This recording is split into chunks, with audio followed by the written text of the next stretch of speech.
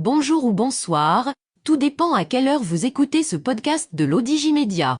Notre chroniqueur invité, Souad Mekawi, partage son avis et ses réflexions dans un article qu'il a intitulé « Quand la grande agence France Presse use de petits jeux pour provoquer le Maroc ». Alors écoutons-le dans ce podcast. L'auteur démarre son article ainsi. Mohamed VI, un retour au premier plan après une absence prolongée. Tel est le titre d'une dépêche dont nous a gratifié l'agence France Presse reprise par Le Point, France 24 et d'autres supports français, ce 4 juin 2023. De la consistance en mise?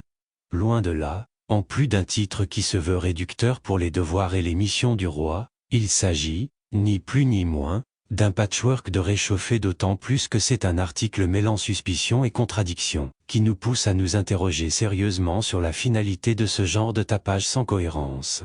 Et c'est le moins que l'on puisse dire vu que l'agence France Presse multiplie, ces derniers temps, les manquements aux règles d'un journalisme de qualité et d'une information crédible lorsqu'il s'agit du Maroc. L'auteur de la dépêche y répertorie les activités publiques de Sa Majesté le Roi après son séjour au Gabon et en France pour soi-disant parler d'un retour au premier plan qui semble destiné à répondre aux interrogations des médias étrangers sur son absence prolongée. Encore les médias étrangers, qui s'immiscent dans la vie du roi du Maroc, comme si leur existence en dépendait. Mais encore.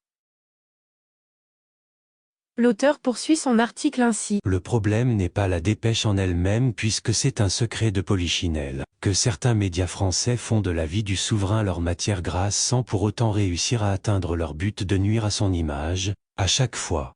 Tenez-vous bien, la dépêche superflue et sans intérêt particulier a été publiée dans la rubrique gens, animaux et insolites, rien que ça.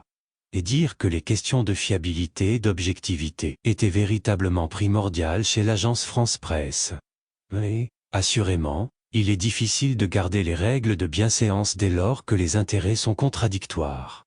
Si d'habitude l'agence France Presse réserve un traitement tendancieux et incompréhensible à toute information concernant le Maroc, faisant fi des bonnes règles d'éthique et de déontologie, aujourd'hui, elle passe à un autre niveau de médiocrité affichant une indécence sans antécédent et un flagrant parti pris contre le royaume, faisant peu de cas des règles professionnelles élémentaires, et passe à la provocation à l'égard du royaume dans un contexte de grand trouble entre le Maroc et la France.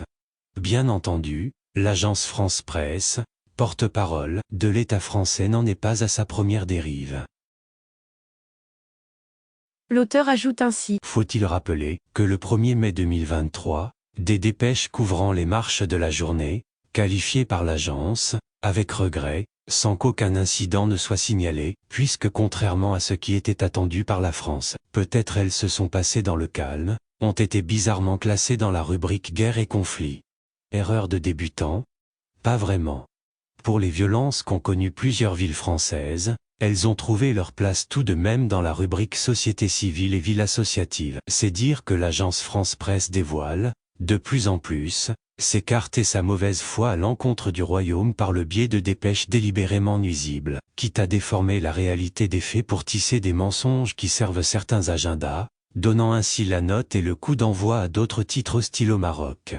Cela va sans dire que ces tendances, mais loin de servir son indépendance indispensable et sa crédibilité, cela entache l'une des plus grandes agences mondiales de l'information. L'auteur précise ainsi. Par ailleurs, et contrairement au Maroc, l'Algérie est dans les grâces de l'agence française. De fait, l'agence France Presse est là pour accommoder les pires maux d'Algétan, et si bien que le 11 mai, elle a fait montre de bienveillance à l'égard de l'Algérie en dépit de l'adoption, sans appel, à Strasbourg, d'une résolution condamnant le régime algérien. Agence impartiale diriez-vous? Que non. Pour preuve, son langage utilisé suite à la résolution du Parlement européen concernant le Maroc était plutôt des plus acerbes et plus critiques. Le 7 juin 2022, une autre preuve de l'iniquité de l'agence France Presse, qui diffuse une dépêche intitulée Espagne, une ex-ministre accuse Rabat d'avoir procédé à des écoutes, associant, incontestablement et sans aucune réserve ou crédit de doute, le logiciel espion Pegasus au Maroc. Pourtant, Arantxa González Leia, puisque c'est d'elle qu'il s'agit, n'avait à aucun moment cité le Maroc. C'est clair que l'agence France Presse a jeté son dévolu et ses projecteurs sur le Maroc pour n'y voir que ce qui l'arrange, quitte à exceller dans l'entorse à la vérité et à y aller à bras raccourcis. L'auteur pose une question ainsi. Doit-on rappeler que la loi de 1957 sur le statut de l'agence France Presse impose aux journalistes de l'agence de fournir une information complète, objective, exacte, impartiale et digne de confiance? Que des médias français commerciaux, appâtant leurs lecteurs par des articles préjudiciables et délétères, à charge contre le Maroc, est devenue monnaie courante d'une presse dont la malveillance est à peine voilée. Mais que l'agence France Presse, censée jouer un rôle important dans le système médiatique international, se prête au jeu malsain du deux poids deux mesures, se cachant, à chaque fois, derrière un haut responsable gouvernemental marocain, qui a requis l'anonymat, ne l'honore vraiment pas.